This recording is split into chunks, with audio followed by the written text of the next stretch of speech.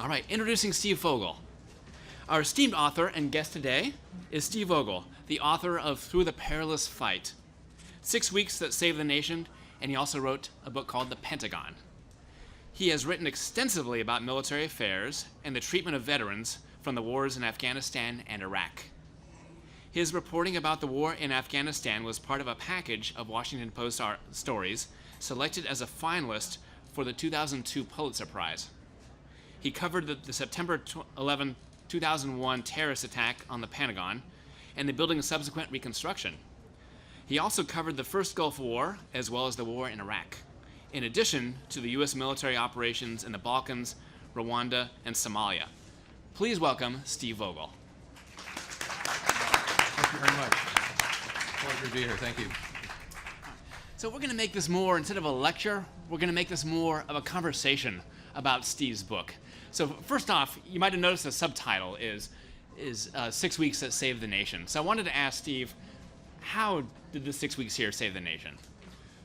It's a good question, and you have to start with, you have to imagine the scene that President James Madison confronted on the morning of August 26, 1814, when he comes back to Washington, and you have every federal building, save one, has been destroyed. The great landmarks of this country, the Capitol, the White House, and with it, the Supreme Court, Library of Congress, they've been gutted. You have an American army that has been vanquished, is on the run. You have a British force that has just left the Capitol by land, but then you have a second British force that is moving up the Potomac River and still threatening the nation's capital in Alexandria. The United States Treasury at this point, we're 2 years into the War of 1812, is broke. We don't have money to pay for this war. Congress hasn't approved money to pay for it. You have parts of New England that are talking about secession. It's really hard to imagine a more decrepit moment in American history. And yet within the span of a few weeks that I talk about in this book, the United States, through quite a bit of luck, but also a lot of courage and just the right things being done at the right moment by the right people, is able to turn the situation around, and we emerge with a victory at Baltimore, together with another victory further north in Plattsburgh, New York, that completely changes the direction that the war is going on and allows the United States to escape this largely disastrous war on terms much greater, much better than anyone could have imagined just a few weeks earlier. And the United States has put on a course that really, for the first time, establishes their unchallenged sovereignty over much of North America. Cool. I read the book here over the last few weeks, and if you all remember the book from the 1980s, The Hunt for Red October, do you remember that? That's how this book read. I mean, it was one of those, I'm going to stay up late every night, and I'll read one more chapter, I'll read one more section. It goes very, very vibrantly in these shorter sections, and you spend almost equal, as if you're a camera, spending almost an equal time with the American side as with the British side. It's a really cool style that you wrote this in, and how did you come about writing this style? You know, a part of it is having worked as a journalist. Sometimes what the editors tell you is, we want a TikTok. And what I was trying to do is, everybody's heard about the burning of Washington and, the battle for Fort McHenry, but, very few people could put the whole story together and tell you how, the chain of events that led to this moment. It really hadn't been done as a narrative history. And so what I wanted to do was really gather every document, every interview, every ship's log, every letter that had dates and times, and by that put together a very chronological, day by day, hour by hour, and sometimes minute by minute account, using techniques that James Swanson has used very effectively in his stories about the Lincoln assassination, for example.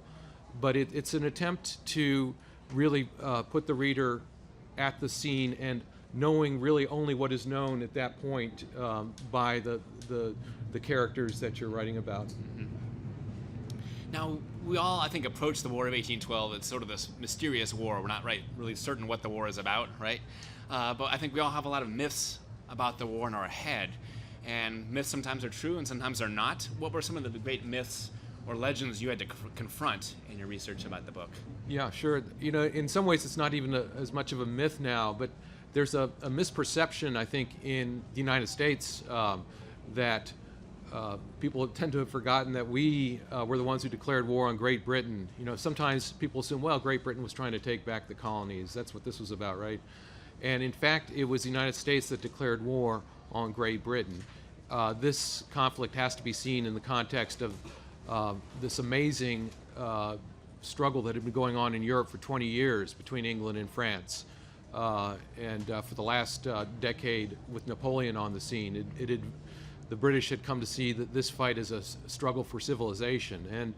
And in that line, much as the United States post 9/11 had a "you're either with us or against us" attitude, Great Britain had that attitude, and they didn't hesitate to trample on American sovereignty to further their ends, and that included stopping our ships at sea to take sailors to put to work on Royal Navy ships, or blocking our trade with Europe. And President Madison had come to believe that though the United States had won its freedom a generation earlier in the Revolution, it hadn't truly won its independence. And he decided that we might as well remain a vassal state if this current state of affairs were to continue. So that's an important fundamental understanding that we need to have about this war. There is, I guess, so to speak, the low point of the book is where the British occupy Washington, D.C. after the Battle of Bladensburg and then proceed to start torching the different buildings.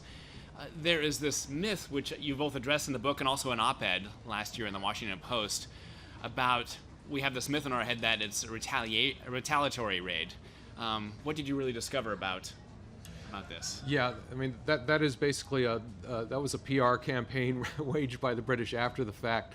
You know, we have to go back to the beginnings of this story and the arrival of a man who really changed the entire nature of the war here in the Chesapeake, Admiral George Cockburn, British, very effective Royal Navy squadron commander, who decided he was going to bring the war to the American people, you know, much the same way that William Tecumseh Sherman would 50 years later in the Civil War. And he launched a campaign of torching towns and raiding plantations in the Chesapeake Bay.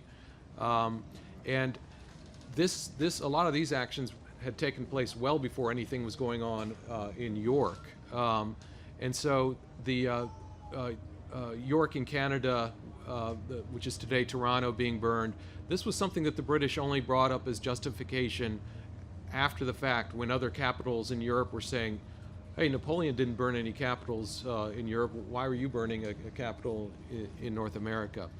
Really, what the attack on Washington was about was an attempt. Cockburn saw an opportunity to put this war to an end. He thought that by attacking the nation's seat and so humiliating the government of James Madison, so disgracing it, he could perhaps force it to collapse and at the least force the United States to make peace on British terms. And he very nearly succeeded. Now, why did the British go after Baltimore? They attacked D.C. first, right? And then 3 weeks later, they go after Baltimore. Why Baltimore, and what were they going to do to the city? You know, Baltimore, they disliked Washington, but they really hated Baltimore. And and we have to, you know, look back at the cities at the time. Washington, at the time of the burning of the city, was a pretty small, almost a village. It was some 8,000 people that were living in the capital. It was almost like a collection of these fantastic buildings that had newly been completed, like the White House and the U.S. Capitol. But other than that, it was mostly little hovels, a few mansions here and there. It was more woods and fields than a real city. Baltimore, on the other hand, was this city of 40,000 people, third largest in the U.S., and it was a real center of support for the war